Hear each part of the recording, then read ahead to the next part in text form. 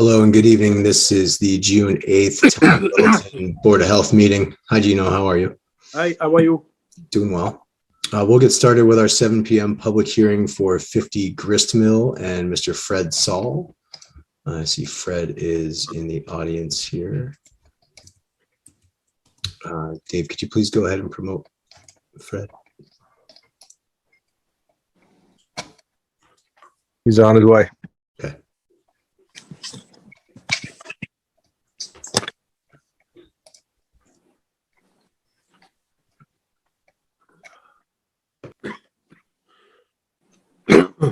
Oh, shoot.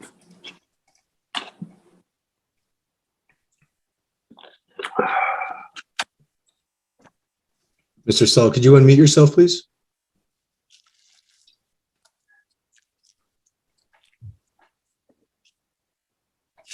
Or Dave, maybe you can unmute him. But I wanted to start by just reading through the letter that Jim Griffey sent on behalf of the Littleton Board of Health on May 11th regarding 50 Gristmill Road. Dear Mr. Saul, the board has received a call expressing concern regarding the condition of the property at the above mentioned address. The property has a significant accumulation of cardboard boxes and other material and items in the yard and surrounding the house, including on the front porch. There had been a large dumpster in the front yard, which has been removed. The condition, as noted on this property, constitute a public health hazard to the neighborhood. Accumulation of material may serve as a potential animal harborage and must be immediately addressed. In accordance with the State Sanitary Code, Chapter 2, Minimum Standards of Fitness for Human Habitation, 105 CMR 410.602A, land, the owner of any parcel of land, vacant or otherwise, shall be responsible for maintaining such parcel of land in a clean and sanitary condition, free of garbage, rubbish, or other refuse. The last time the Board of Health was involved with this property, it was because you were bringing materials from your business back to the property. At that time, the Board of Health instructed you to have the unwanted items disposed of at the location of the cleanout to avoid transporting the materials to this address. You are hereby ordered to bring your property into compliance with the above mentioned section of the regulations. Remove all debris and unwanted materials which may create harborage within 30 days of the receipt of this order. You are hereby advised of your right to a hearing before the Littleton Board of Health and of your responsibility to request such a hearing in writing within 7 days of the receipt of this order. If you should have any questions regarding this order or what is required, please don't hesitate to contact me at this office. And I will go ahead and read the memo we received on June 8th from Jim Griffey, which are also part of his meeting notes. On May 11th, an order to address the accumulation of materials at the above mentioned property was issued to the property owner. The board had received a complaint about the condition of the property, and upon inspection, I noted a significant amount of material, household items, cardboard boxes, including a large dumpster, which has since been removed, was present on the site. When a board issues an order to correct to an individual/entity, the State Sanitary Code provides the individual/entity with a right to a hearing before the board to address the order, ask for an extension of time frame to correct, dispute the order, or provide information the board might find relevant in the enforcement of the State Sanitary Code in the particular situation. Generally, the individual asking for a hearing is looking for an extension of time to comply with the order. After the individual has had a chance to present their case to the board and the board has had a chance to question the individual, the board can take one of the following actions: sustain the original order and its timeframes, modify the order, an extension of the time to correct as the board deems reasonable, or withdraw the order if you believe it was issued in error. I explained to the property owner that he should come to the meeting with a plan to correct the situation and provide timeframes in which he could complete the work. If the board finds the plan acceptable, you would vote to extend the deadline to correct the newly agreed upon timeframe. So, Mr. Saul, I'm assuming you came to us with a plan to correct the issue.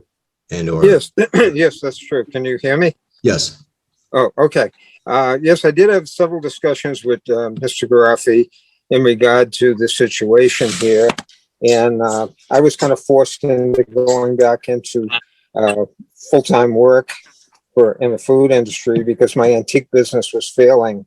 And also we were putting more items online and getting a lot of supplies delivered, and things got a little bit out of control.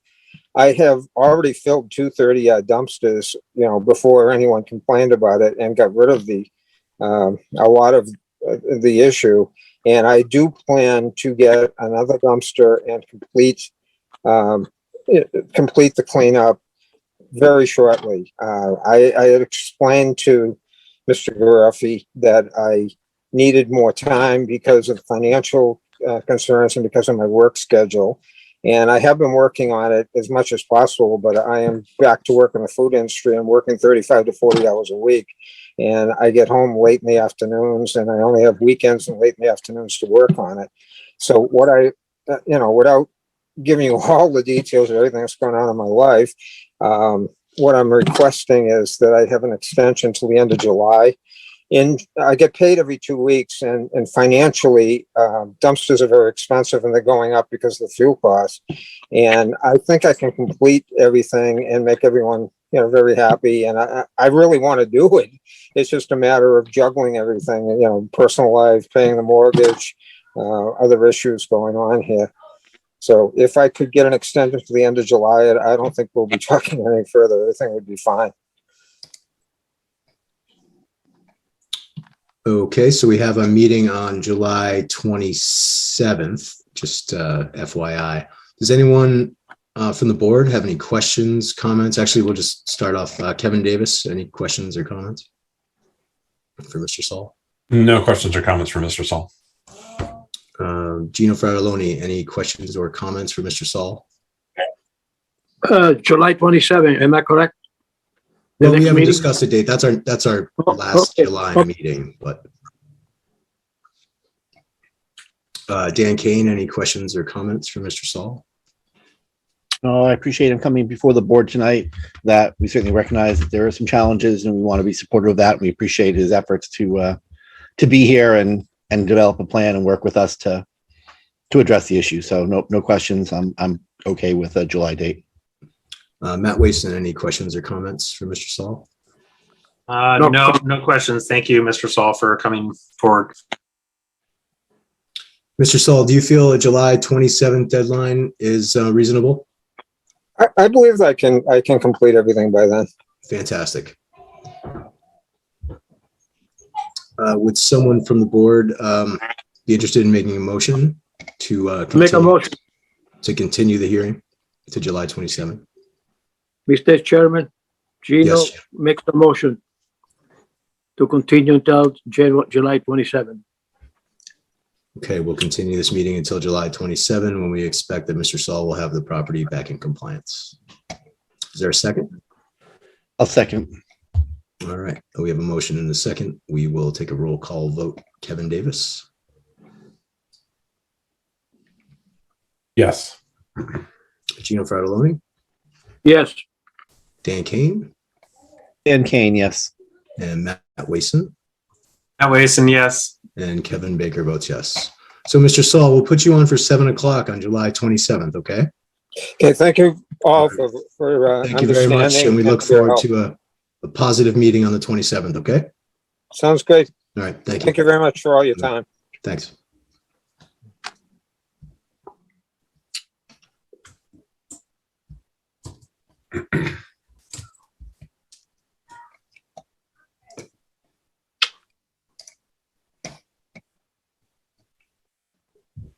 So we have a minute until our next public hearing, which won't take long, but I wanted to.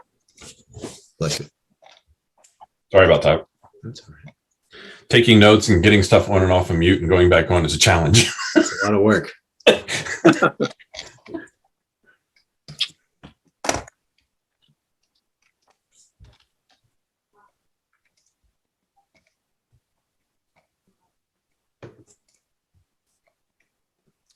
So I just wanted to let everyone know that we received some communication from the Office of Local and Regional Health. They are going to be conducting a seminar presentation from the Attorney General's Office and the Bureau of Substance Addiction Services on the opioid abatement funds / opioid recovery and remediation funds. That is on Tuesday, June 14th. and I will be attending that with Assistant Elderly Human Services Director Nicole Sarvella to jointly come up with a plan to acquire funding for the Coalition Against Addiction. So I'll report back to the board after that June 14th meeting, and we'll see what we can do. So it's 7:10. We can move on to our public hearing regarding the free at-home rapid antigen COVID-19 tests for municipalities. There is a survey to complete and return by June 10th. And it's got questions regarding requests for additional PPE, such as KN95s and surgical masks. We did track down the email. Jim and I discussed it, and he has completed the survey for us. So we are allotted the number of rapid tests was predetermined based on population. And I'll see if I can get that exact number right now.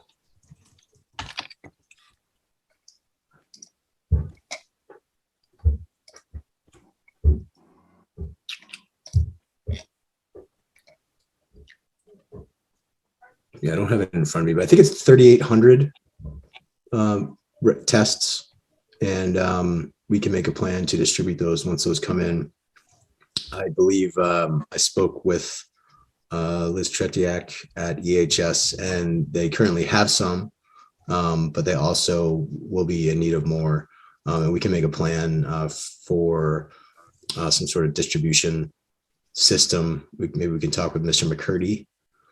And if anyone has any other ideas, potentially, fire department, police department, places like that where we can distribute these, it'd be great to come up with a plan and have it be effective. Library. Yep. Is there any limitation on how they're used?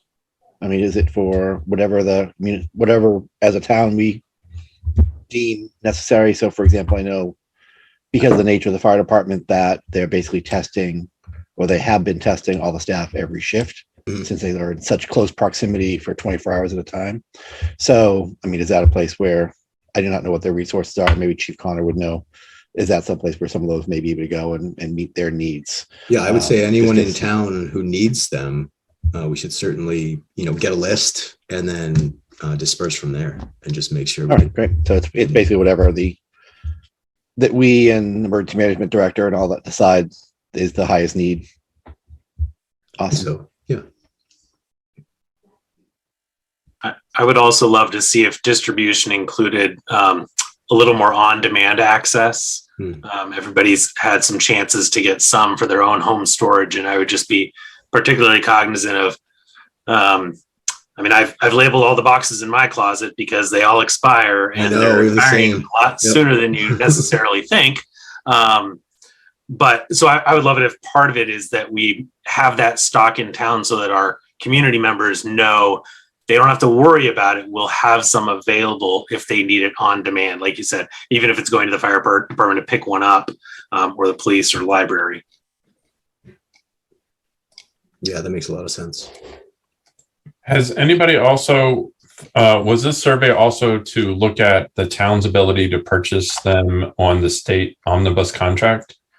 And then also providing them for residents at that price? Or is this different? This is different. Okay. Let's see here. Yeah, so the number is. I guess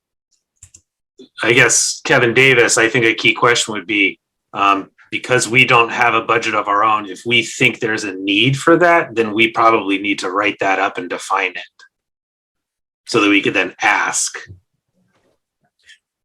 Well, there's certainly, I guess, if we take a look at how they're being used and things like that, the tests that are coming towards the town, then we should probably gather some data on that and see, where that goes, and then say, oh, look, if in 6 months we use 3,800 tests and they're supposed to be good for, a year or whatever number it is, right? Then we can go back and say, oh, look, we use these in N number of months and it should have lasted for Y number of months. Therefore, we need to get more and go purchase it. But also what I'm asking is the state omnibus contract allows municipalities to purchase them.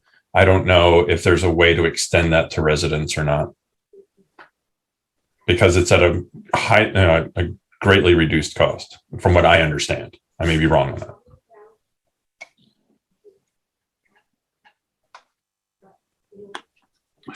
So the correct number, yeah, so it's a total of 3,780 tests. So those are 2 packs. So really they're 1,890 packages. Oh, okay. Yeah. So really it's 1,890 1,890 boxes. yeah.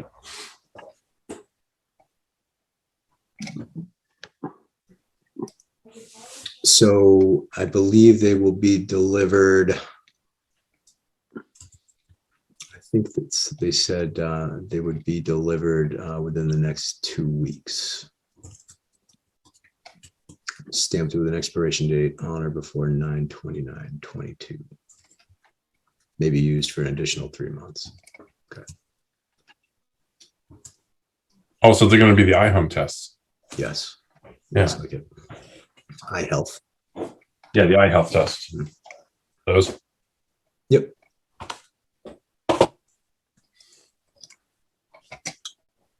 So I'll keep you posted on that. But other than that, I feel like we can close the public hearing on it. But we should, what I'll do is I'll put together an email to Mr. McCurdy and fire chief, police chief, library folks, COA, and EHS, and make a plan for distribution and include it in our next agenda, or send around an email, and we can just confirm that's what we want to do, if that's all right with everybody. So we have our 7, so we can close. Why don't we close this public hearing? Just make a motion to close the public hearing. Make a motion to close the public hearing. Thanks. I'll second that. Roll call vote. Kevin Davis, Kevin Davis, yes. Gino Fratelloni, Yes, Dan Kane, Dan Kane, yes. Matt Wason, Wason, yes. and Kevin Baker votes yes. So we have a 7:15 public hearing for the residential trash hauler regulations. Did everyone, so the edits that we requested, I believe, have been made.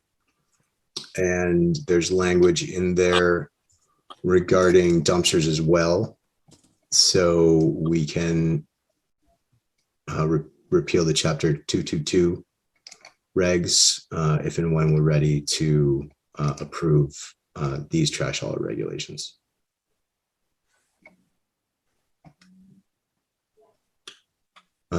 Kevin Davis, any questions or comments regarding those? So You know, we sort of started this before you were on the board, and you started. yeah, I started reading through it, and I wanted to be able to compare it back to what we have now, and I wasn't able to find something. Is there something that I missed? They are on the website. On the I just missed website. I think that Dan was able to find them. The old regs, Dan, were they like boilerplate? Yeah, it was under the E360 platform, which is our town bylaw platform through the town website. And it focused primarily on dumpster. Most of the language was really focused on dumpster and commercial rather than residential. I think it was intended to cover all, but most of the language was referring to dumpster and commercial operations rather than residential pickup. So that was one of our concerns. We looked at this going, really need to be across all spectrum of trash hauling in town. So I could try to find it again if you'd like. I'll go look for it. It's fine. Thank you, though. I appreciate it. Gino Fratelloni, any questions or comments regarding the residential trash hauler regulations? I guess we work on it. Let's see what happened, but I think that most of it, they're gonna use it for commercial.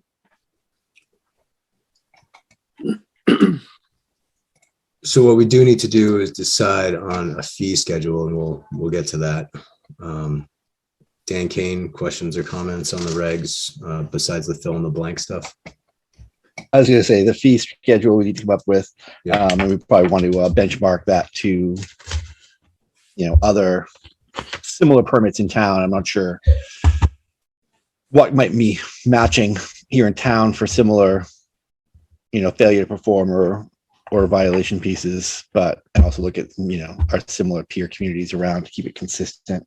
Ed Mullins in the I did office, in the audience. Ed Mullins in the audience. We can ask him. Probably knows. I did have page 3. I know unfortunately they're not numbered in our paragraphs. We don't have line numbers, but we have regarding the permit application. Upon completion of on receipt of the complete permit application, the Board of Health shall have 1 week to rule on the granting.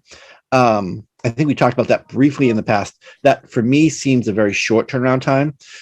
This isn't. I can't imagine a situation where we have a commercial trash hauler who needs a 1 week turnaround time for an application for a permit to operate. I could be wrong. I might not be thinking of that, but it doesn't seem like necessarily an emergent. A 1 week turnaround time is relatively quick for a licensure or a permit to operate. So we'd be trusting our health agent to make that determination unless there is a concern or a question. If there is a concern or a question, we are held to that 1 week period. So if it goes in on Monday, on Tuesday, our health agent, looks at it and has a question or a concern or whatever, and chooses, I don't feel comfortable with this. I'd like it to go before the board to act on this. We are now, that's a public hearing, that's a 48 hours. So we are setting ourselves up for a mandatory emergency meeting or a mandatory 48-hour meeting that Friday night or Monday to meet this 1 week turnaround time. So I can't imagine a initial permit application or a renewal permit application that requires that quick turnaround time and setting ourselves up for failure to meet that expectation. So you're thinking I would say a month. Now I would think that we would probably turn around much quicker than that. But if there was a concern or a question, give us the opportunity to either bring it up in a public hearing before our next regular meeting, or at least give us the flexibility to say, okay, we can meet on Wednesday. It doesn't have to be Friday night to meet the expectation, to meet that requirement. I just can't imagine. Certainly, if there is an issue with revoking a permit, that may be an emergency issue, but that's a whole different discussion than granting or ruling on a permit application. So that would be kind of my biggest one. Other than that, we do have some grammatical and typo errors that we need to look at, but I think for me that was probably the biggest one of just trying to make sure we're realistic in our performance. What happens if our health agent's out for a week and we've got another community covering for emergencies, but some of those day-to-day operational pieces are going to be on hold until they return. Same thing. It's a tight turnaround time. All right. So upon the receipt of a complete permit application, the Board of Health shall have 1 month to rule on the granting of a permit to operate within the town. So the very next paragraph says that we have 30 days to address an amendment. So why don't we just make it 30 days for all of it? Okay. So 30 days for the ruling and 30 days for an amendment. Yeah. I see Ed's hand up in the audience. So I'm sure he has some input as well. And again, we may want to make sure we're consistent across permitting for other things as well. I just want to make sure we just aren't backing ourselves into a corner, but maybe Ed has a perspective that I'm missing. Yeah, Dave, I can't promote. Would you mind promoting Mr. Mullen, Commissioner Mullen? While we're waiting for that to happen, I do have a go back, but when everybody else is done. Go ahead while we wait for Ed here. Yeah, sure. The other thing that we might want to think about, I don't know where this is, but section 4 where it says mandatory recycling, it says all solid waste shall have residential municipal solid waste for recycling. Do we want to extend that to commercial as well, to require commercial properties to have recycling as well?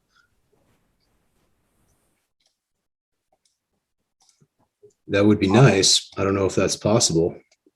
I guess anything's possible. Well, as you say, recycling is a state mandate. We need to recycle. So simply because it's coming out of a commercial institution, I don't think they get to go, oh, I don't need to recycle because I happen to be a restaurant. I'm not sure if the regs, I'd have to go back and look at the state regs, but I don't think the state regs exempt a commercial operation from the recycling requirements. Then I think we might want to make because in there it says mandatory is recycling, if that's the case. And if we as a town want to make sure that it's mandatory for commercial, which I think we would want to. Yeah, and maybe as she added the information about the dumpsters in there, she neglected to go through this section by section and just change, residential to, all. So I'll have a conversation with her about that and just make sure it's all tidy. Good evening, Mr. Mullen. Commissioner Mullen, how are you? Good evening. Thank you, Mr. Chair, for having me. Yeah. You guys went exactly where I was going to say you should go. The 30 days is spot on. That's what we're granted as in our office as a permit granting authority is 30 days to review. And if you have questions, once the question's asked, you get an extension on that 30 days because you need to give them time to answer. So, you're spot on with that. So didn't need me at all. You guys got there. It was great. I'll go back to mute and just wait to see if I have more questions. Okay, great. Thank you. So I'll touch base with town council on the mandatory recycling and just have the verbiage say recycling is part of all municipal solid waste removal contracts.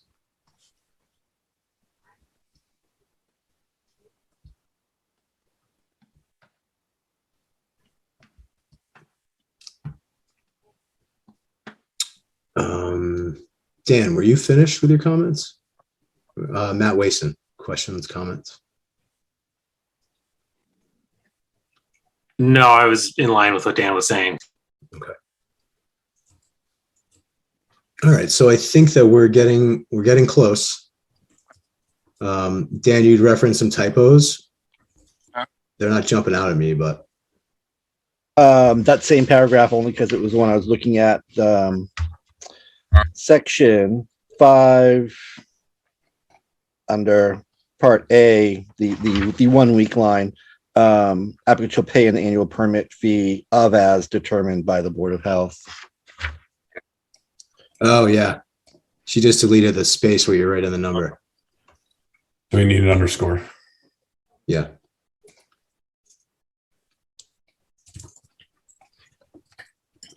So, Commissioner Mullen, if you're still there listening,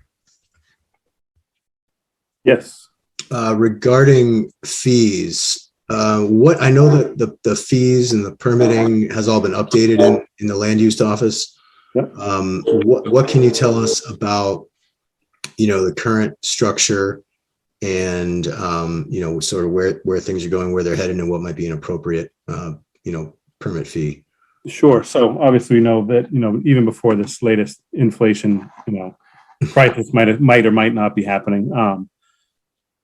About 2 years ago, I did an analysis of the building permits and where we were at compared to other towns, and also did an analysis of cost of what it takes to review an application, because the administrative cost to have that person, take it in, prepare it, have it prepared for the Board of Health to review, and then to put it into place.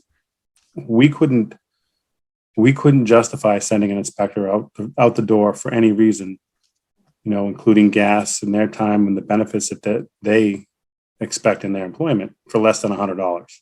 So the minimum we set, and it was a shock to some in the construction industry, but it's a minimum $100 permit fee in the town of Littleton for anything related to building, plumbing, electrical, mechanical.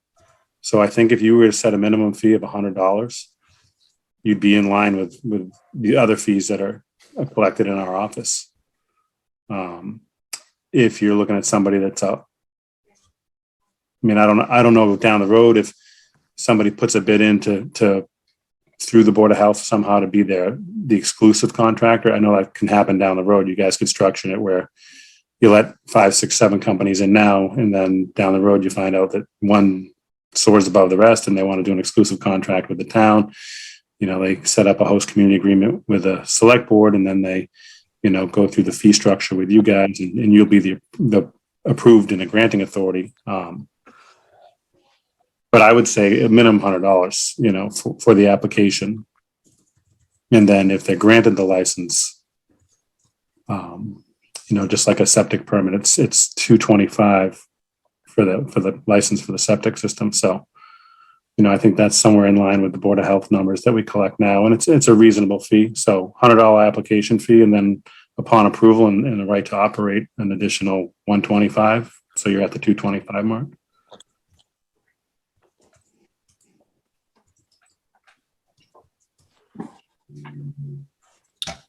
Matt Wason, do you remember when we were taking a look at different fees for different things and we put together that that laundry list? I was wondering if you could pull that up and just take a look what was on there, because a lot of that was based off communities around us. I can find that. I'll need a minute. Yeah, that's fine.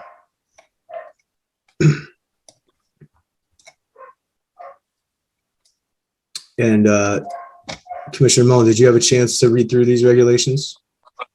I know it was in the packet and only as of yesterday, but I did a brief overview. I went back to the old code just to see what was there. I've got it up on my phone from the E360 codes. And one, let me say, I think it's great that you guys are addressing it, because these are certainly dated regulations. So it's great to see that you guys have taken this on. In the old regs, let's get back to it.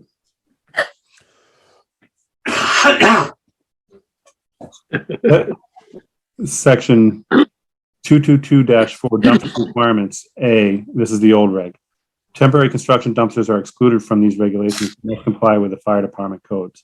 So currently the fire department collects $25 for every construction dumpster permit. So every building permit, when they fill that out, if they check off that they're going to have a dumpster on site, they pay the fire department $25 for that dumpster fee. Is that going to remain the same, or are you guys also looking to regulate the construction dumpsters? doesn't it fall under commercial? So under the old reg, it doesn't. It falls under temporary construction dumpsters, how it's defined. And then in definitions, there is a scrolling here. So section 7A, it says temporary dumpsters are excluded from these regulations, but must comply with fire department codes. Same. So it remains. Thank you. Okay. You're welcome, sir.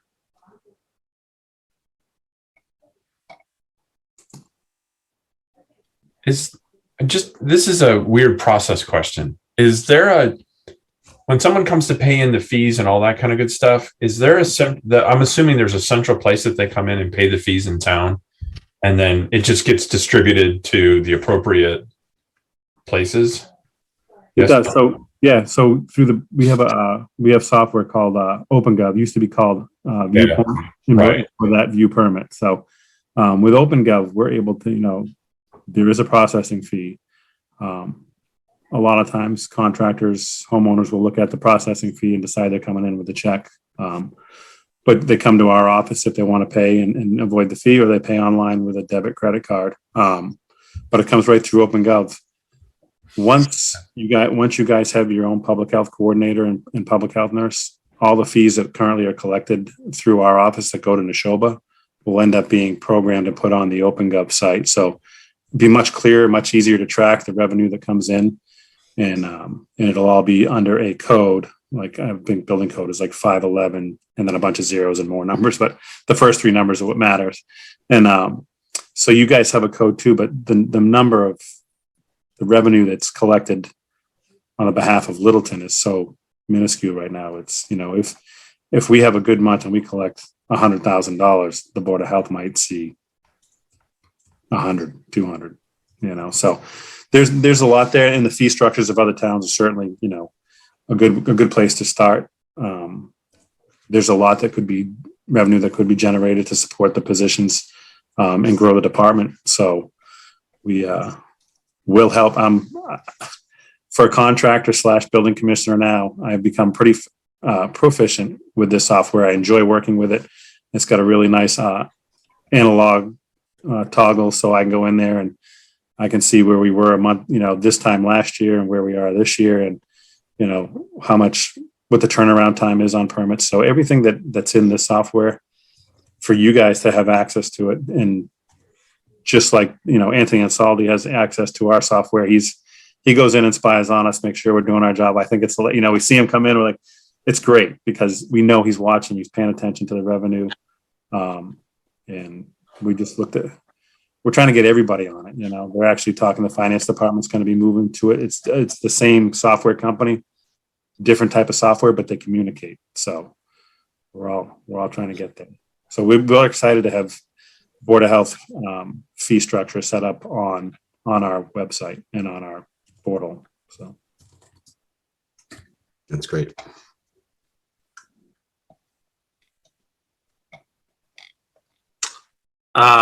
So I found those numbers, Kevin. Yeah. Depending on we had kind of two different tables that we were looking with, depending on the back information that helped us build them out. Mhm. And one of them for a commercial hauler, I'm assuming that is referring to a commercial trash hauler. We had an annual fee of starting at $120. And then for a residential trash hauler from the NABH back record, it looked like it was $250 a year. Residential 250, commercial 120. Okay. But those are two separate tables, so I'm not Two separate. two completely different sources. So. And then a Neshoba one probably includes the permit review. Well, but it is listed as an annual fee. Okay. There is a separate annual fee that's being charged because every year it re-ups. So there might be a difference between an application fee and an annual fee. Correct. Both appear to be annual fees based upon a small number of those businesses that exist. Are we okay to agree on a $100 permit review fee and $125 license fee, annual license?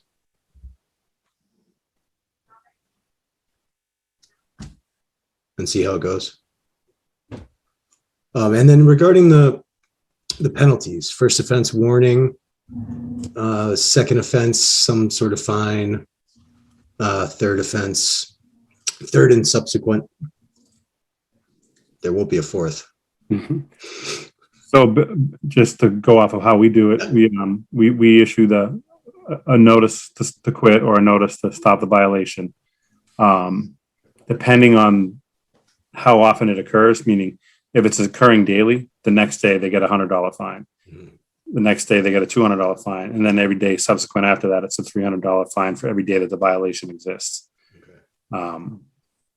It's in the town bylaws for the building commissioner to enforce under the building code. It would be really easy to set it up so that you just you slide in, building official / public health coordinator. Right. So that sounds like, and then do the same structure. And then, if it's a violation that can be corrected and you give them a 30-day notice for the correction, and then they don't correct it, it automatically goes to a $300 fine because you've given them plenty of time. So, right.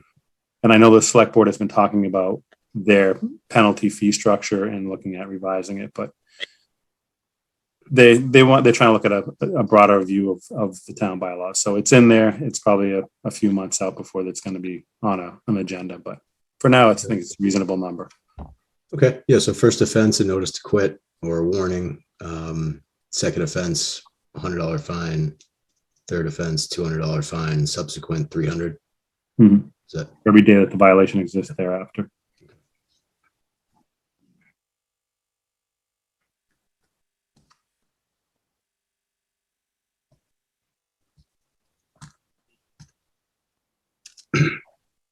That seems pretty reasonable, and it keeps it consistent across our programs, which is certainly it's much easier to support that this is our standard across programs. Why is this penalty more than that penalty?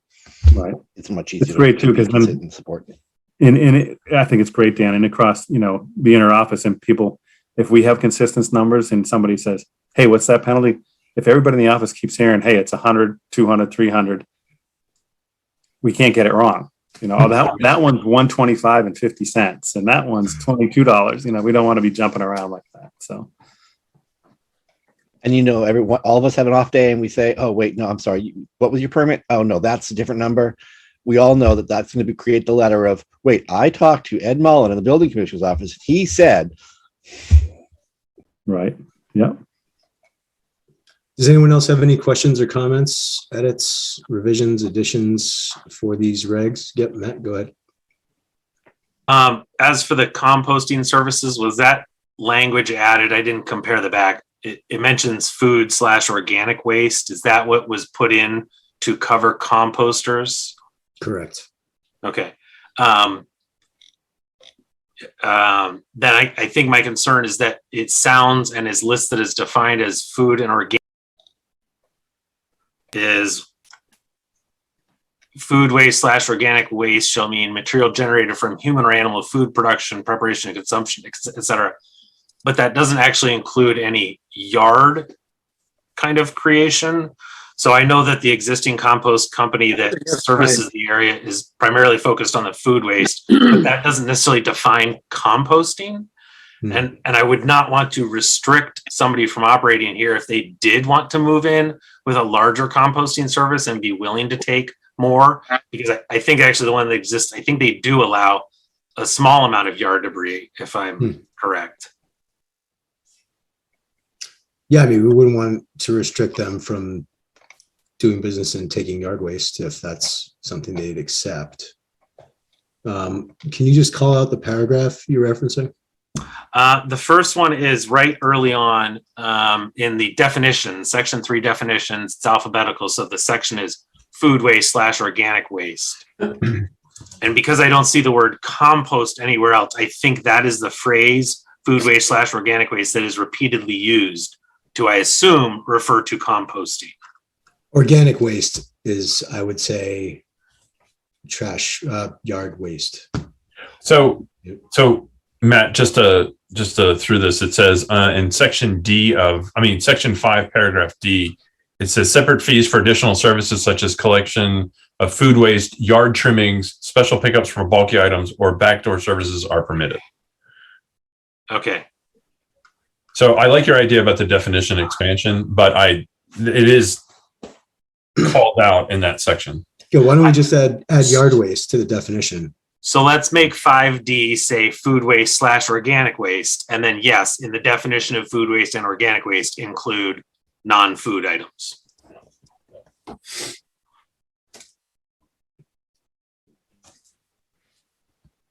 Organic waste, yard waste. That's how I'll phrase it. Said 5D.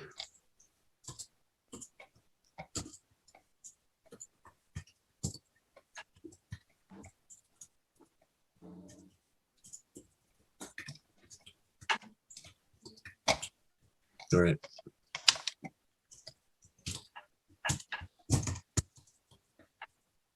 So does anyone else have any questions or comments regarding these regulations? No? Trying to be efficient, I'll go ahead and make a motion and see if it all sounds right to you guys. And if it does, we'll do it. So I would make a motion to accept the trash hauler regulations with the following amendments or edits regarding permits. The Board of Health will have 30 days to review a complete permit application. Recycling in section 4 shall be a part of all municipal solid waste removal contracts. Number 3, the permit review fee will be $100, and the annual operating license in the town of Littleton will be $125. The penalty schedule will be first a warning, second offense, $100 fine, third offense, a $200 fine, and subsequent offenses, $300 per day. I think, I'm sorry to say, Mr. Chairman, I think the $300 is too much. I know you do, but you're not right. The question is, sometimes you have to give an opportunity. If you're going to penalize for $100, then $200. For a fourth I think chance to get it right? But the $300 is too much. That's not right. I will not support that, All right, I respect your opinion. especially now to people that have very little bit of money. And somebody come and they has a permit, they ask them permits, it's delayed 30 days. It might be a reason. Somebody might be sick or something like that. They can't remove, they can't do it. They're not right. You're supposed to help people, not penalize them to a point where they can't afford it even to pay for it. The penalty is for the permit holder, not for the residents. So this would be for a vendor, a service, a company who is consistently not following the regulations. This isn't for a homeowner who isn't doing something. This is purely for the commercial entity who's not following regs. I understand what you're saying. I understand. The question is when they request a permit, that should be said to them personally, but the question is limited to 200. Why go to 300 every other day? That's not fair. It's got to be a reason if they can't. We're trying to remove it follow standard operating where they procedure say with and be in line with so much. other town departments. I So would is that say if a motion? company is that disregarding our policies, then that's not respectfully treating our community and our citizens. So we're not getting through to them. So I think that's fine. And it also says we reserve the right. It doesn't require us to apply that. I think every scenario is going to come up and would need to be dealt with in that situation.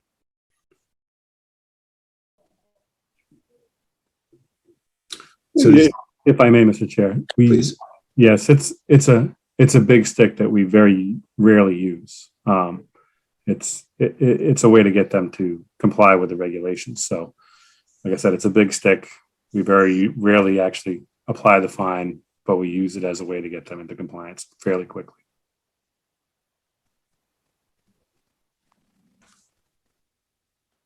So does that motion sound okay to everybody? I think there was a thing that we were missing. I think, or am I wrong? Oh, the yearly. Yeah. Oh, you said the annual is 125. Okay, got that. Never mind. Correct. Yeah. I think it's already grant a license upon future monies. Okay, I think you're right. I think that was everything. Yeah. So if we were to have a second, what I would do, and if we vote on it tonight, I'll take all these adjustments to town council and have her basically polish it up with all the new information and send it out for signature for us. Before we second and vote on, I did have a question on, since this is basically, for all intents and purposes, a new regulation. Do we have a process or a thought for how do we actually initialize this? So we currently have commercial haulers filling this role in town right now, unpermitted, non-permitted, because we've had the reg for permitting, but we simply haven't enforced it. How do we roll this out to make sure that we are giving the vendors opportunity to be made aware of it and come into compliance? Is there a timeline? What do we think? Are we holding off until January 1st? Or I just want to make sure that if this reg goes into effect, Yeah. we actually have a it's a good process in place so that when it hits the ground and it's in effect, that we can in fact respond appropriately and utilize the regulations while supporting the commercial vendors to come into compliance. So in one of the documents that town council had sent over to us, there was a schedule of permit applications, all the information that they would need to know. And it's of my opinion that within 30 days, our office should get a notice out to all the haulers with a cover letter just stating, we've adopted these regulations. You've been doing business in town. We hope you continue to do so. Here's the application, please submit it. Once submitted, 30 days, et cetera, et cetera. We should, however, put a deadline on it, just so, if you haven't responded by X date, then we will assume you do not want to do business in Littleton. I mean, does that sound like, and maybe that's a January 1st deadline or something like that. Yeah, no, I just want to make sure that we have the infrastructure in place of what our process is, so that we don't have someone who is acting in good faith, simply didn't read the posting in the little Sun, the paper of record, Yeah. and suddenly become aware that, wait, I'm 31 days in, I'm now suddenly not in compliance through no malice, simply by, not being aware of the rules. So I just want to make sure we have that in place as well, that we can notify and have a reasonable timeline to allow them to assemble what they need to apply for a permit. So Yeah, I'd say, applications due by like September 1st, something like that, I feel like is ample time. But yes, Mr. Mullen, Commissioner If I Mullen. may, Mr. Chair, I was just going to make the recommendation that perhaps this was would be read into the record and made aware at a town meeting, because town meeting gets reviewed pretty thoroughly. And if you make that the announcement that this is the reg that we voted on and approved, and it's, the citizens get to be made aware of the bylaw as well. And then when they're hiring out for private trash haulers, they're going to be looking for that person to be licensed. So they're going to be going to the town website and seeing the list of licensed haulers available on the Board of Health webpage. So just a suggestion or That's a recommendation. great idea. So Do we have a date for the fall? tentative. We don't. The October-ish, somewhere in Yeah, there? and it's usually early to mid-October. Okay. Yeah, I think that's a great idea. if we have a timeline where folks can be the commercial vendors can be notified, apply, have action taken on their permits, then that can go before that can be read into the record or announced at town meeting or as part of the town meeting process, so folks know that this is now in place. All vendors in town should, or at least have had the opportunity to become permitted in town.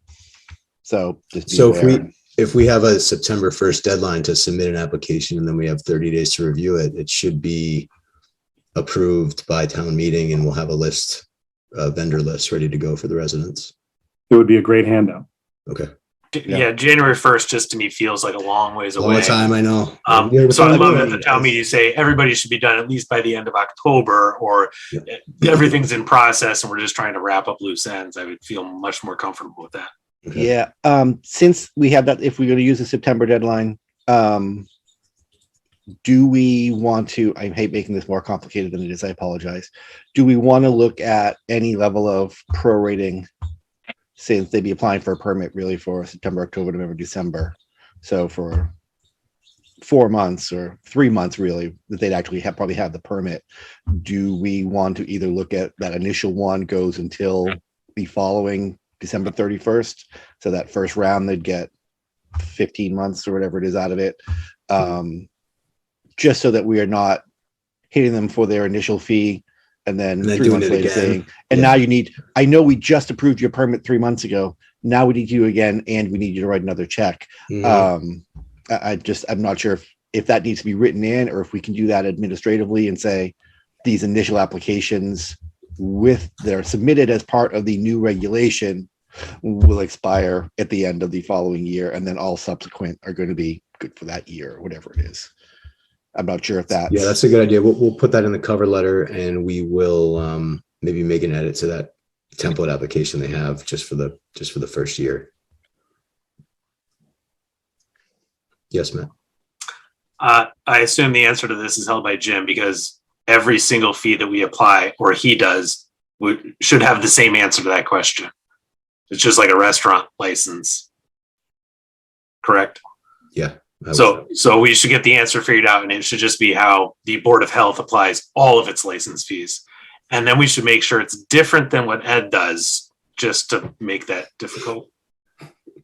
Let's write that. Let's try to make it the same. But Jim, I'm sure Jim has an answer already. Let's ask Commissioner Mullen how he does it with the OpenGov system, because I feel like that's what we're going to be using. So how does that software like it? Great. So we do our annual inspections for apartment buildings. We also have to do an annual inspection for restaurants, where we do them once a year for life safety requirements, where the Board of Health does them 4 times a year for food safety. But in our once a year, so we send a great time to do this. I love the fact that it's going to be a December 31st deadline, because for us and for the Board of Health, there's a lot less perks going on. There's a lot less deep hole tests and soil evaluation. So it's a great time to get into the licensing part of the process. So it's a good time to do it. And OpenGov can once we have the applicants in the system, it's an automatic renewal. They'll get notified by email. And it'll also tell our admin to send them a letter as well. So Well, again, the question is if they apply on September 1st and their application is granted on October 1st and they get put into the system at that point, will the system generate an invoice, that covers 2 months, or will it generate an invoice that covers 14 months? my Sorry, recommendation, 3 months or 15 months?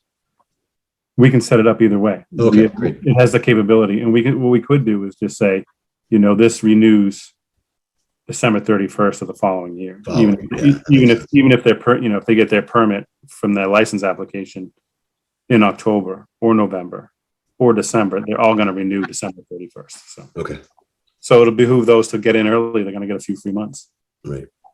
Well, I think that was the question, though. Do we want to Prorate it. Yeah, definitely. either prorate it so they pay only for a few months worth, or do they get the bonus months? I say we Round do off. bonus months.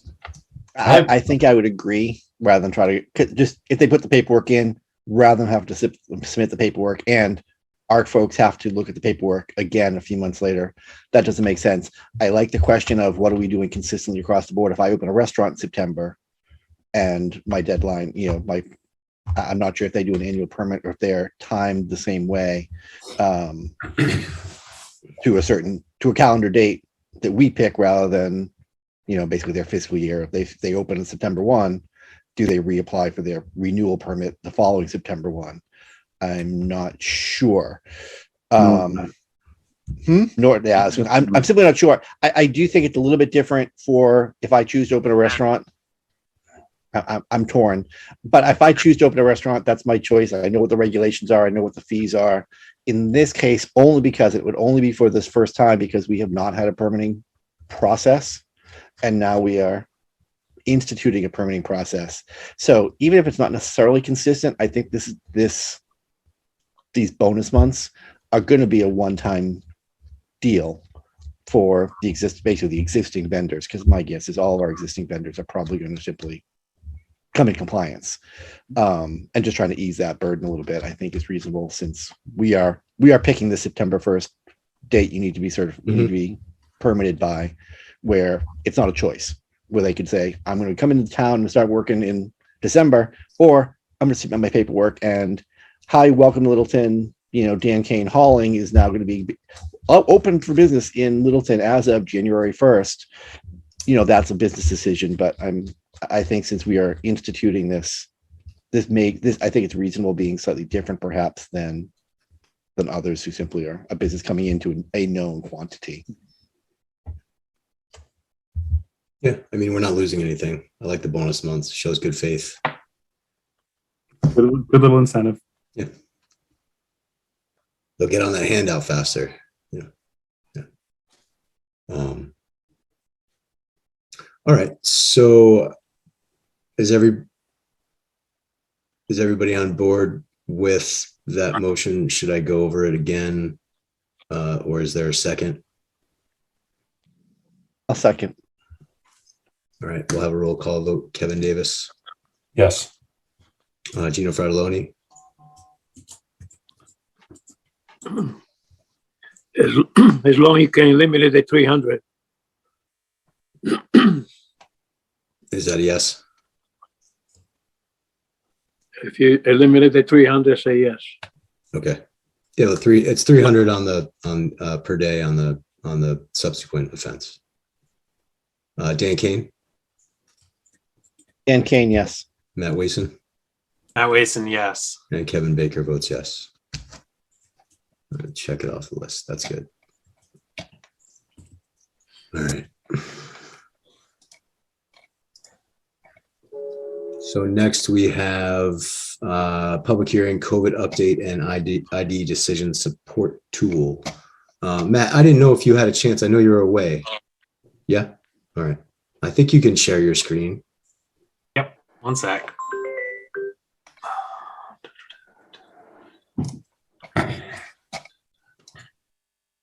Viewing, Yep. you got it? Okay.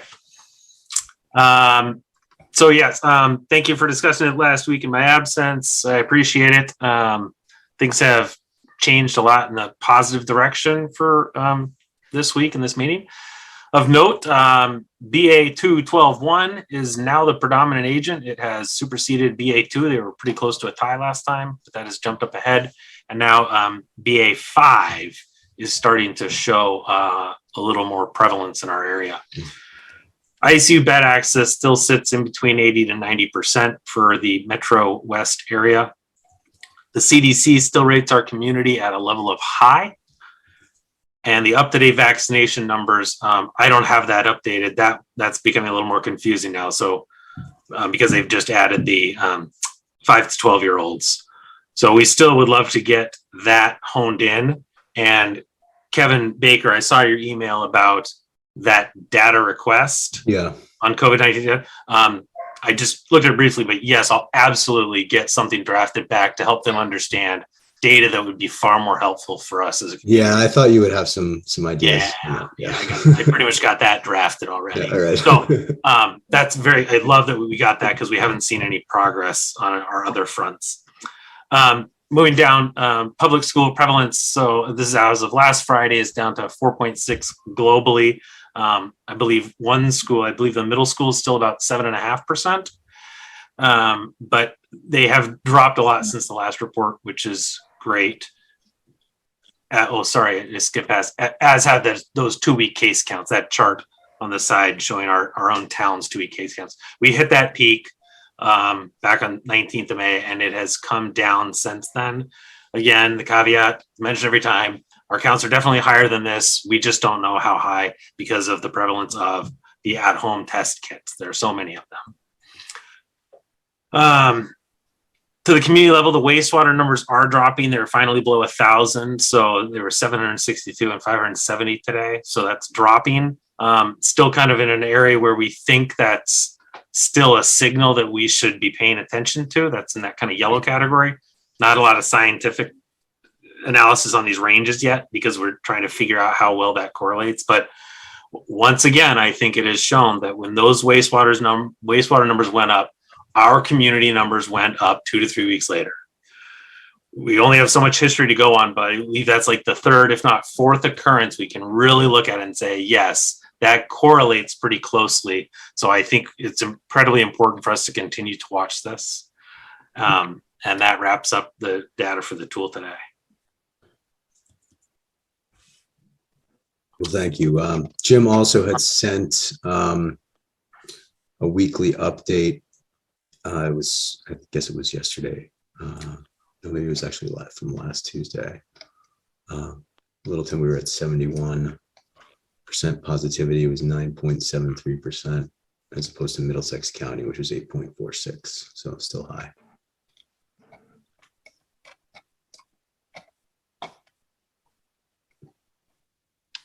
Kevin Davis, any questions or comments as part of the COVID update? Yeah.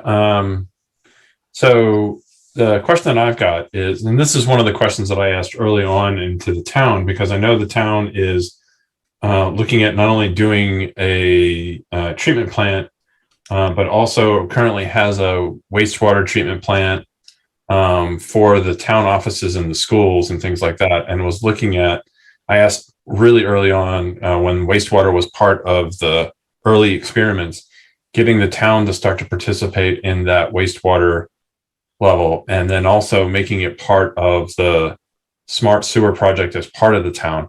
I think this is something the board should reach out to both of those and make it a requirement for the new wastewater treatment plant. So that way we can start to look at some of these numbers.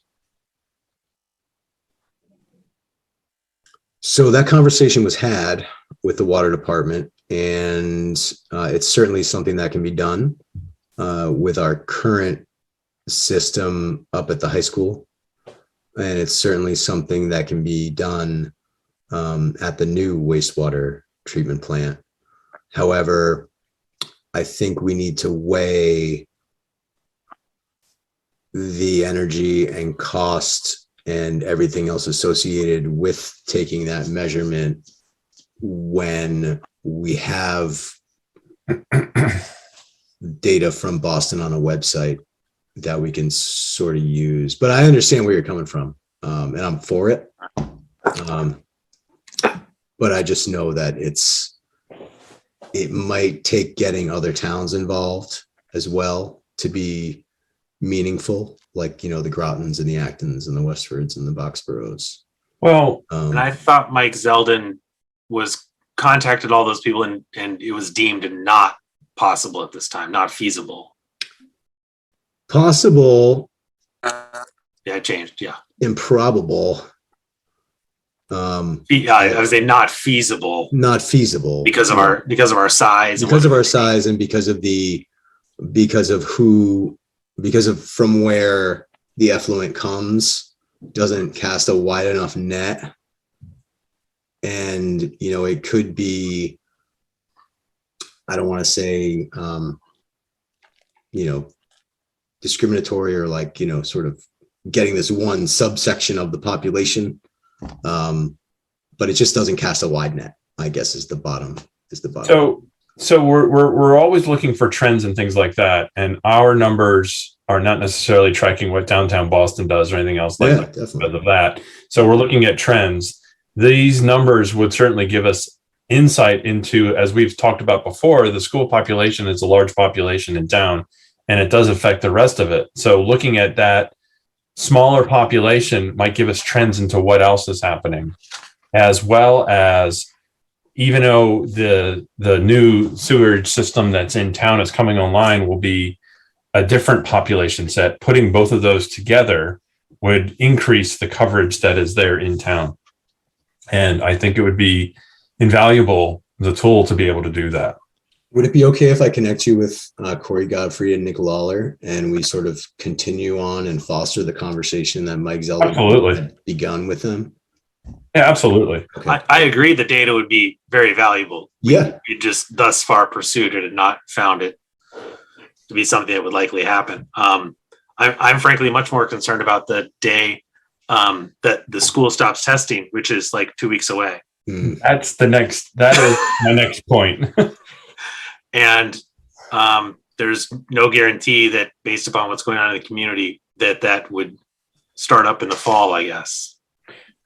I think there needs to be a discussion amongst ourselves about next fall what we're going to do for school testing, because the state has already said that they are not paying for pooled testing and are not paying for the other testing that's happening. And I think this is something that was valuable for the school to start to track what was going on as far as, trends and things like that within the school. And if we go, and are they not even doing symptomatic testing? Isn't that what they said? They're not doing any testing. DESE's not paying for anything. So not even symptomatic testing at school. So I think that's a big thing that we need to start to talk about, and how we want to shape that conversation for next fall. Yeah, well, let's think on it and bring it up maybe at the end of our next meeting. If you have some bullet points you want to go over, just so we can get the ball rolling on it. I know it's great to think about things far in advance and get it together, and we could start. And we'll put it on the agenda and have a rolling conversation over the summer and see what we can come up with. I would actually like to take it a step further based upon the communications that we've had over the past couple of weeks, as we were, as a Board of Health, trying to discuss what we could do, what steps we could take. And it keeps coming back to the same thing. We keep encouraging something, or we try to make something even more urgent, and I don't see a lot of response to it from the community side. We keep trying to, publicize the guidelines that are put out by the CDC and large scientific communities like that. And there are individual opinions that are out there, and that's great. But as I kind of have previously harped, I feel in the era of a pandemic, you have to have levers. You will get to a point where you need to do something. I think Kevin Davis, you mentioned last time you felt that we kind of probably went too late this time. And I agree. We went too late this time. We had a peak. Was the peak that bad? No. But should we have had a peak? Oh, listen, I mean, Yeah. the second that school prevalence rate went over 4%, there should have been a municipal mask mandate put on. And So I'm not blaming it's probably my fault. no. But- So what I'm saying is, it seems like not just a kind of meeting with us about what are we going to do in the fall. I'm actually saying, does the Board of Health need to have actually first a meeting with the select board to discuss how we can develop a plan for the community together that will actually be supported? I'm far more worried about us trying to improve our agility, but then something happening and then it taking 4 weeks to take action, Mhm. just because that's the process that currently exists, because we can't do it on our own. We need support. So I would like, I'm just saying, I want to take it a step further and say, I want to develop a plan over the next couple of months when hopefully things are calmer on the COVID front, that the town and the community are supportive of, that also includes the school. Yeah, I think a joint meeting with the select board is a good idea to get everybody on the same page. They can express their concerns, we can express our concerns, and see if we can find a happy medium to all be on the same page in the best effort to protect the public health of the residents of Littleton. I did have a conversation with town council regarding Dan's point and making clear the authority of the Board of Health to act in an emergency. So that there's not a question, and we don't have to do a special emergency meeting, and we don't have to, jump through all these hoops. We can just, have it put in writing in some sort of regulation that, in the event of a public health emergency, a pandemic, or whatever it might be, the Board of Health can, make certain decisions, A, B, C, D, whatever they might be. So I have a conversation with her. We're going to catch up at the end of the week. Then I think that'll be a big part of it.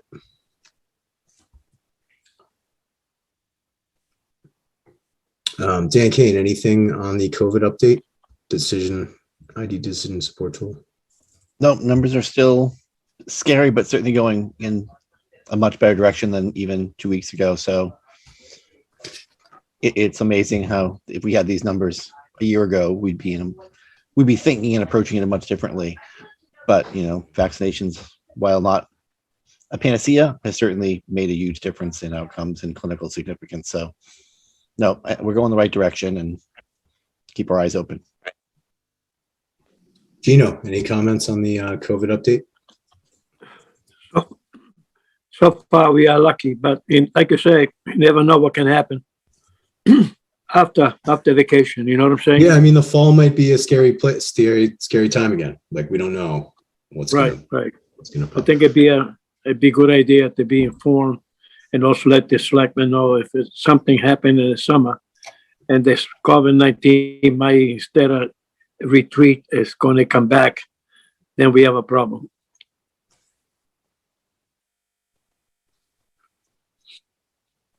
All right, so we'll continue to have our COVID updates at our meetings, and I will reach out to the select board. Maybe what we'll do is, do we want to, before we try and get a meeting with the select board, should we have another meeting with to formulate a plan on some bullet points, and we can go over that at our next meeting?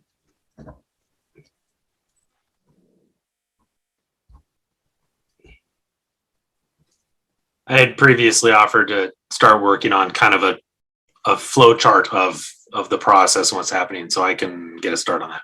That'd be great.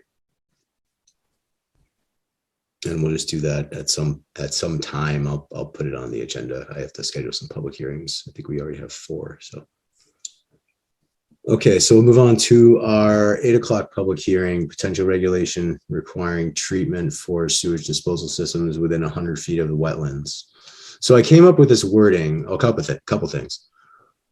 Jim sent us the local regulations. They're in the packet from 2007, I believe 2010, and maybe 13, and then our current regs. And I dug up a spreadsheet that Gino was on the board We had a different board 3-4 years ago that was looking at this issue with the local regs and sort of laid out what it used to say, what it says now, and what potentially we could propose it to say moving forward. And I know it's a lot to digest.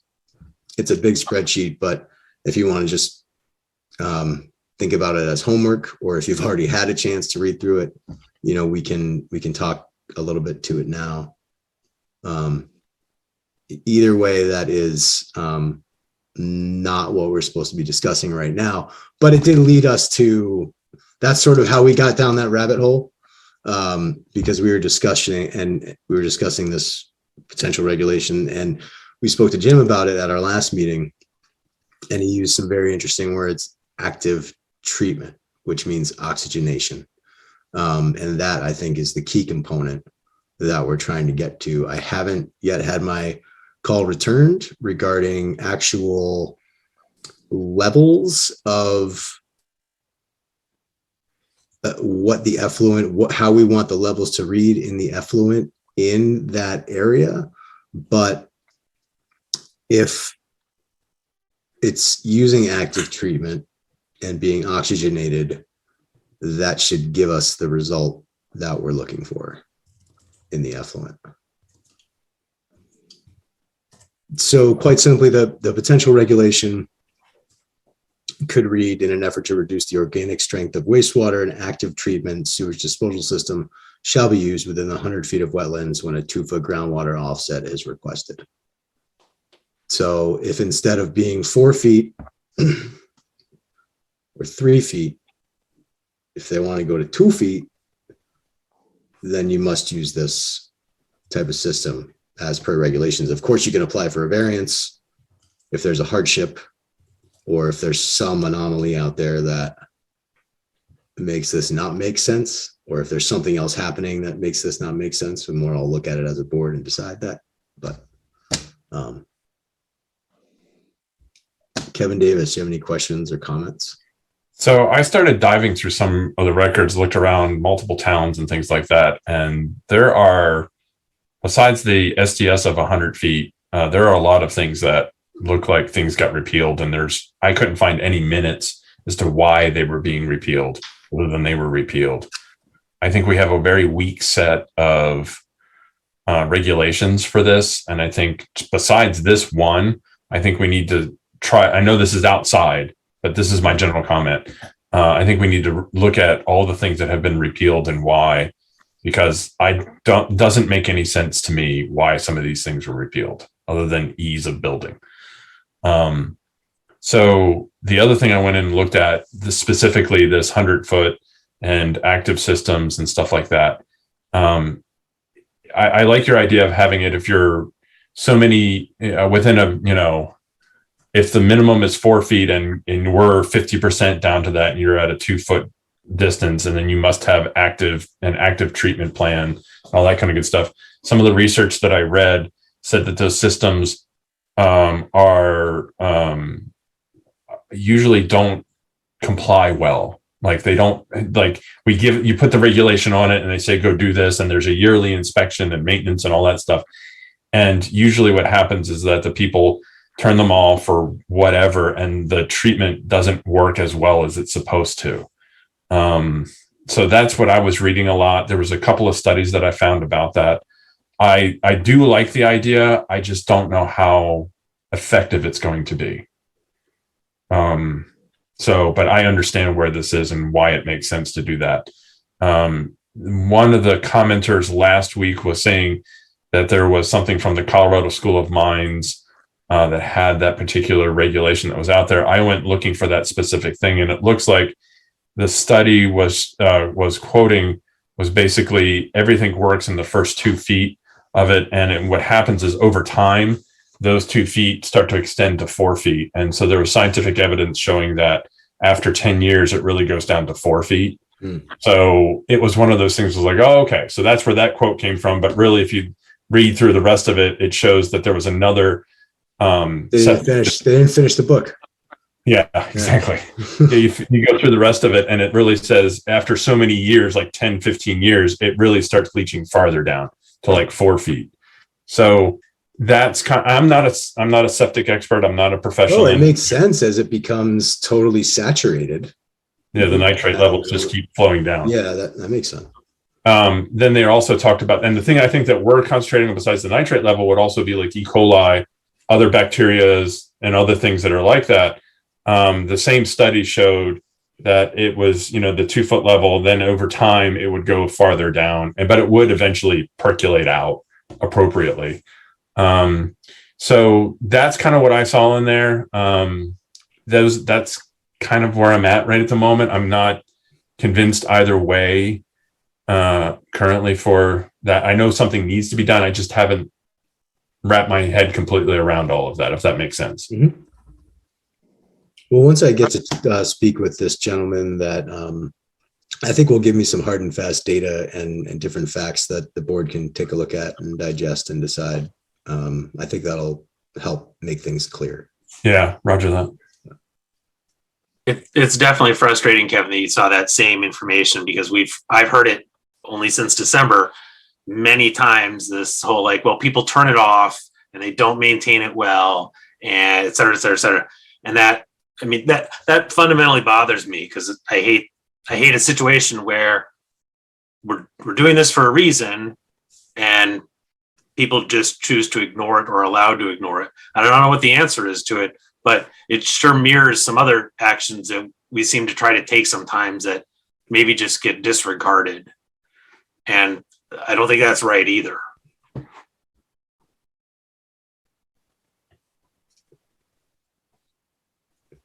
Well, Matt, you have to understand, Littleton has had a very weak board of health for a long, long time.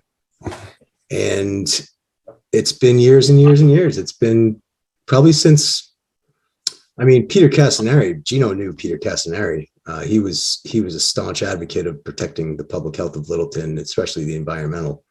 And I guess there were some people that got elected that sort of sat back and let other folks take control. And I'm glad we have a really smart group of folks that are passionate and care. Is it a crazy idea that if you have one of these systems that the town requires it to be inspected? No, it should be. Yeah. And a lot of the active treatment systems with the blowers and the fans, they do require the maintenance agreement, which is a point of contention with folks who are, who don't want to pay the monthly or the annual fee, but it's important, and it's a cost of doing business and it's a cost of living. So well, I don't mean to interrupt, but it's almost like, we have a water meter that the towns are going around and, they drive around and it collects information on it.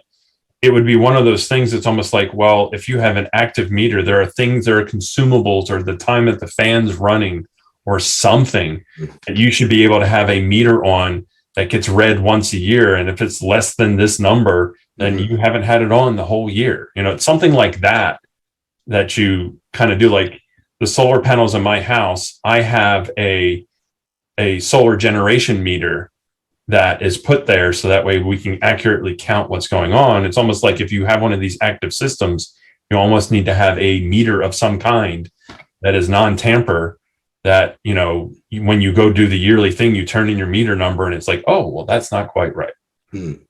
Yeah, no, that something like that makes sense. I think that if there was a required inspection of any treatment system, that it would be quite evident as soon as they open the tank that it hasn't been functioning as often or at all. If you'll be able to tell right away. So yeah, maybe that's something to discuss. Maybe that's it's a much deeper discussion about other regulations that we can talk about when we get there. But it sounds like to me, in regards to this potential regulation we're discussing this evening, We need to do a little bit more due diligence. I still have to get my questions answered. I can also speak to Jim a little bit more about it. I just don't know that there's a way to monitor the effluent in an active treatment system such as a Presby system, and that's the problem. So you can call it active, you can make sure it has oxygenation, but you just might not be able to measure it. So, but I wanted to just get a confirmation on that and bring it back to this board, and just so we're all educated on it. So if there are no other comments, I would make a motion to continue this public hearing to our next meeting. Make a motion to continue the, Second. Roll call vote, Kevin Davis, Yes. Gino Fratelloni, Gino Ferroni, yes. Dan Kane, Dan Kane, yes. and Matt Wason. Matt Wason, yes. Thank you. So moving on, the public. Kevin Baker said. Kevin Baker says yes. Thank you. Moving on to a public hearing regarding the memorandum of understanding for the public health coordinator. Did everyone have a chance to look at the updated with the grade 11 and the language on termination? What happens?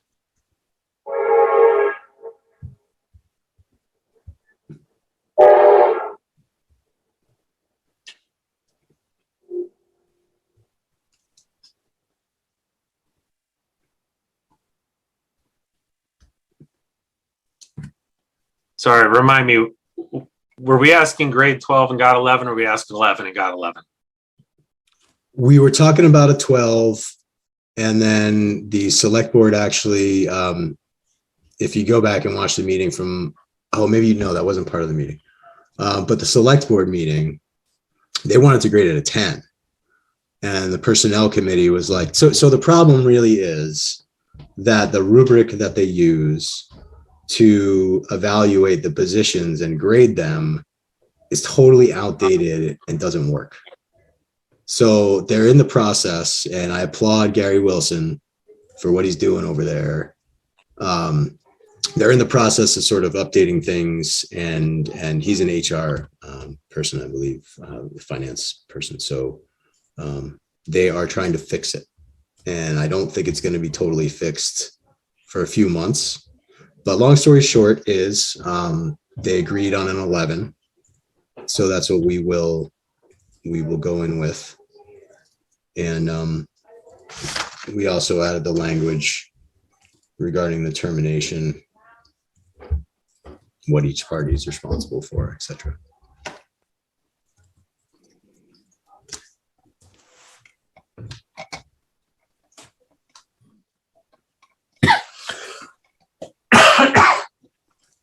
Yeah, Candy. Let's say, looking at looks like the most recent one in today's packet, section 5, part C, may be terminated still within 14 days. I don't see any language of, administrative oversight falls to or anything. It looks like it's still either party can terminate with 14 days notice. But again, that piece of, okay, well then what happens to health of Department of Health staff after that point, as far as administrative support and oversight? In miscellaneous section? Yes. So it's got the termination language, 14-day notice, but I'm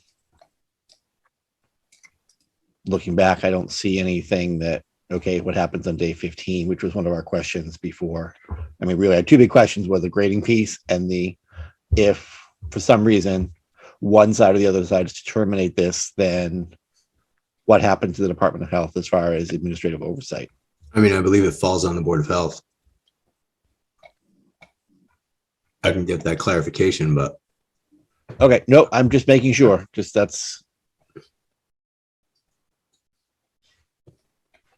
So yeah, so this MOU is basically handing off some Board of Health responsibility over oversight to the administrative structure of the town, which is perfectly reasonable. So yeah, as long as if for some reason, again, I can't imagine why, but we have the termination language in there that if it is terminated for some reason, that administrative responsibility, oversight, and authority falls back to somebody, somebody, whether that's select board, town administrator, us. I would think it would be us since they're exercising the authority of the Board of Health. But Yeah, I mean, it's that was our the question. it's our position. We own it, so you know we are delegating here. So if that delegation is terminated, it's got nowhere else to go. Perfect. All right. It's an important question because we own it, but we have no budget. So moving forward, it becomes critically important that we are then an organizational structure, because otherwise, if the agreement goes away and we don't have a budget, then the employee goes away. Mhm. We don't want that. So I think it's fine as written, because you're right. It does belong to us, but then the next step is we have to make sure we actually have the structure to support it Mhm. after we leave Neshoba.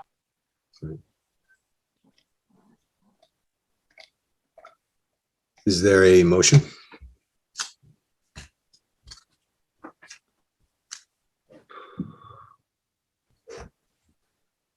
I'll make a motion that we accept the memorandum of understanding between the select board and the Board of Health as presented. I'll second that. Clarify our Second. memorandum of agreement, I guess. Well, here it says, yeah, memorandum of agreement. Sure. So yes, I misspoke. I appreciate the friendly amendment and I modify my motion as noted. A second. And then we have a second. So roll call vote. Kevin Davis, Kevin Davis, yes. Gino Fardelloni, Peter Ferroni, yes. Dan Kane, Dan Kane, yes. Matt Wason, Now, Wason, yes. and Kevin Baker votes yes. All right, I was getting my Ricola. All right, so administrative matters, we have the minutes. Did the minutes make it into the packet? Oh, They were only No. draft the last time I saw it. I'm sorry. All minutes would be draft until they're approved by the board. They're not final minutes until they're approved by the board. My apologies, sir. I will do them in the next one. and it's only the May 11th ones that we're missing, right? Or that we haven't voted on that have been sent. And also, we didn't vote on the end of April ones because I wasn't there on the board, so I can't vote on them. So now that we have more people on the board, I think we delayed them to this meeting to approve. I'll make a motion to approve the minutes from April, must have been the 27th. Yeah, April 27th. Second. Roll call vote. Kevin Davis, Abstain. Gino Fardelloni, Yes. Dan Kane, Dan Kane, yes. and Matt Wason. Sorry, I had to remind myself. Wason, yes. And Kevin Baker votes yes.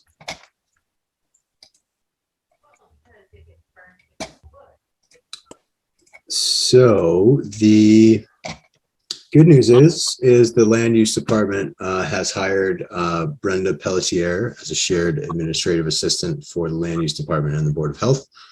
We've included some documentation in the packet on her. I believe she's due to start at the end of June, potentially July 1st. Mr. Mullen, Commissioner Mullen, would you please speak to that? Sure. So we're super excited. We did the whole land use department did the interview. We had 8 applicants. We narrowed it down to 4. Brenda rose to the top right from the beginning. We brought it forward to Mr. Ansali, the town administrator, with the HR support to offer her one more step than I can offer as a department head.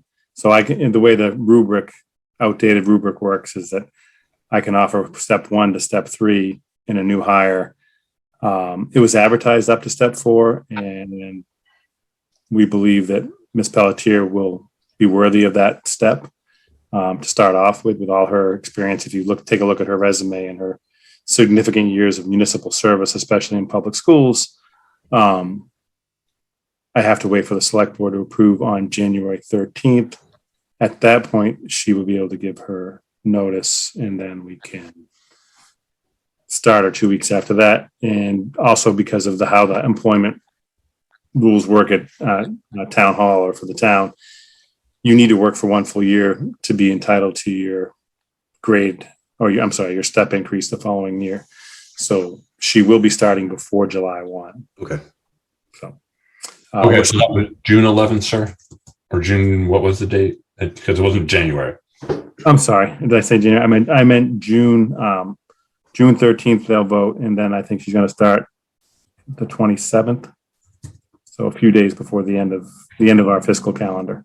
And how is it currently broken out, her day-to-day, like her hours, her weekly hours? How many hours can be dedicated to Board of Health? So the way it was done in the past was it was an on-call and as-needed basis. I mean, there are COVID times. I look back at the hours that Janet spent with the Board of Health were significant. Mhm. And, she did a lot, and I think that the same would occur, and other times, we have scanning projects that are going on, and there's plenty of Board of Health files that could also be uploaded and scanned. So, one project finishes, then that same individual just picks up the files from the next department and gets them, in on the record. So it'll all, God willing, it'll all be up on OpenGov sooner rather than later, so that, when we get calls, we can say, hey, look, just go online with us. We'll walk you through it, and here it is. And then they don't have to come in for copies. They're not, it's just a great system. So it's never really been, I know in the budget, it's always been a 50. Well, I shouldn't say that.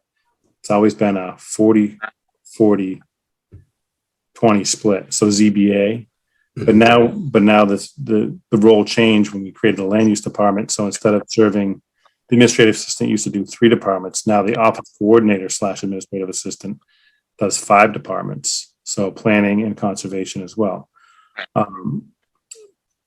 Conservation currently has a posted position for a part-time assistant. And our goal for fall town meeting is to get approval for a full-time assistant town planner. And I can tell you that Mike Kenny, the local inspector that works closely with me in my office, huge benefits. So I see it for everybody. And the office coordinator basically becomes the bench coach, or the person that keeps us all in line and going in the same direction, and knows that if we're having a conversation about a project that she heard the conservation agent talking about earlier, they know to put us together and say, hey, I heard that this was going on, or Board of Health wanted to, issue a stop work order because they weren't in compliance. That information will go through the office coordinator to everybody in the department, so that everybody knows this is on hold. So it's a big role. We're excited to have her, and the time is always just as needed, but it's never been more favored one towards the other. It's a demanding job. It's you're running the day you walk, the moment you walk in the door until you're going home. You're running. Well, the only reason I asked, because I didn't know if it might be appropriate for us to work with Janet, if she's available to sort of trying to like write a playbook for Brenda on the Board of Health things that, just processes, and we should all probably sit down on this and just say, when this call comes in, like, this is how we funnel the information, this is the flow, this is how it goes, these things end up in the packet, these things end up, send this email, put it on our event calendar. Just to funnel through all the information and all the phone calls, just to distribute the information so it can be accessed and put to good work. Yeah, I think, Janet certainly said that she'd be available for the initial That's great. setup and training for our new office coordinator. Janet is missed. We miss her dearly. She was great. Yeah. So she volunteered, whether it was through Zoom or, hey, come back and visit us once in a while.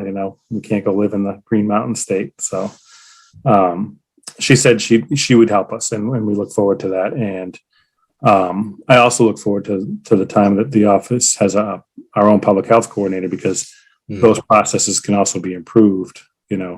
Absolutely. They'll be there to create a flow that'll, just disseminate that information so much faster. Communication with board members will be timely. It'll be instantaneous, because they will work for you. They'll be in constant communication with you and through the office coordinator. If they're out in the inspection fields and the calls are coming in, that office coordinator is going to send those calls where they need to go, whether it's going to be to the public health coordinator in the field, or to the voicemail, or I need to move this right up to the town administrator's office and get the chair involved from the board. So they'll have that ability and that knowledge soon. Along that line, though, just making sure we don't contribute to overwhelming hurdle. Should, at least for a period of time, if not more permanent, should we have a single point of contact from this board to work directly with her? Or I wouldn't want her to get questions from all of us if we then lose sight of how many people are pestering her. I don't know how it previously worked with Janet, but she was always to me, she was like, hey, happy to help, whatever. But for somebody brand new, should we try to route things? I think it's a great suggestion. Typically it goes through the chair, but if you guys, Kevin obviously, does a lot. So if you guys wanted to pick somebody else, I'm sure whoever it would be, that's a great suggestion, Matt. So yeah, absolutely. Matt, since you brought it up, too late. I think Gina was last. Yeah. I could do that. I'd be happy to do that. Okay. And we'll talk. I'll send you some, I don't know, I guess Janet probably sent me something way back when on just different processes that I can forward over. So. Well, that's very exciting. Congratulations, Mr. Commissioner. I know it's a huge weight off your shoulders to have somebody back. And You know it. We're excited. We're getting there. We're all getting there. That's nice. That's good. If I wanted to go back, I know you guys just already talked about the MOA, and there was a question about the budget. So that position is funded, and of course we would look to fund it every year through the process. For reasons unknown, it would be very hard for any other board not to fund that position, especially once it's in-house. That's the importance of that position is superior to almost any other position in town. So, what they do and what they need to, to function, to not fund it would be, you've got a good board on the select board that knows the importance and the role of that position too. So I could never imagine. Great to be covered and ask the question. There is a Board of Health budget that funds that position, the public health coordinator position.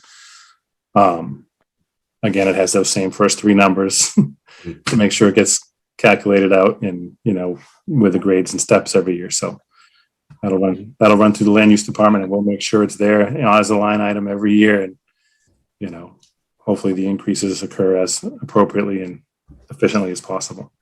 Thanks for adding that, Ed. Part of why I make that comment from time to time is just to make sure that we as a board know that we have to start doing that more, because we've never had to in the past. So I'm sure we'll be far more closely involved in the FY24 health budget than we have ever been. Yeah, it was kind of just a rollover in the past. We had it was the routine of funding to show by their requests for whatever the increase might have been, 2%, 5%, and just keep rolling it over. But where we're going to our own, it is good to be involved. And when you're in there, we have a great finance team that can walk you through all the different line items. Office coordinator plays a big role in the budget season as well. And, Janet she did a great job, and will disseminate the information through your point of contact or to the whole board, whichever you're ready to do at the time.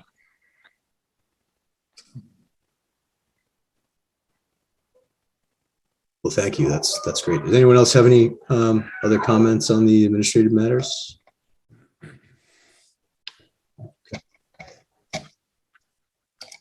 Let's see. Next we have correspondence. I already went over the addiction funds meeting on the 14th. Does anyone else have correspondence? The only other thing that I have is there was a letter sent out by the assistant town accountant to a number of different boards stating that the members must vote to designate the number of signatures and or specific members required to sign off and approve bills. This is only required if the board and committee is seeking less than a majority to authorize payments. Please forward us a copy of the approved meeting minutes showing this vote. So in the past, it's been, motion to make this person responsible for signing off or approving bills. And then we vote on it and it gets in the minutes, and then we send it to Michelle, and then she knows who to send it to sign when we get a bill.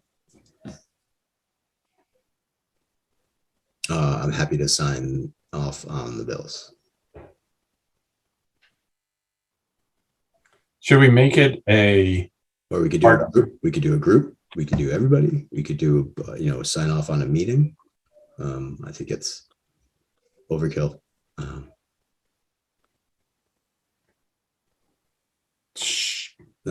Kevin Davis, comments, questions? well, Dan's going to say something. I'll let him go first. Dan Kane, comments, questions.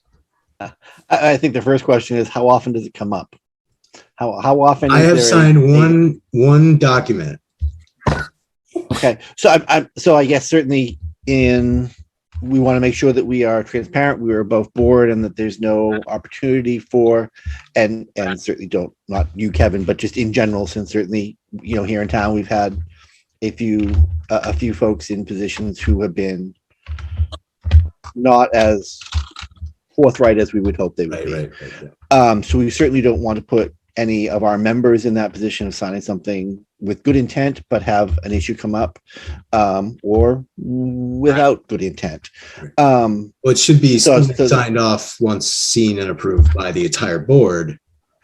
Okay. So yeah, if it come before us and we all say, yes, we agree, we have the minutes to saying, yes, we agree to pay this and have one person sign off. I think that is perfectly appropriate. It's not Okay. just Yeah, I mean, I someone approaches you as chair going, hey, we have this bill, sign it, and you sign it. And then yeah, no, 6 months later, we find out that there was no, an issue somewhere in there. we all have to be on the hook for it. All right. That's okay. We all get out together. That's all right. So maybe I could make a motion to, let's see, how do you phrase this? I make a motion that we present the bill in an open meeting in administrative or correspondence time, and that the chair of the Board of Health then has the signature authority to sign off on it. Once approved by the board. Once approved by the board. I'll second that. Roll call vote. Kevin Davis, Yes. Gino Faralloni, Yeah, Dan Kane, Dan Kane, yes. Matt Wason, Matt Wason, yes. and Kevin Baker votes yes.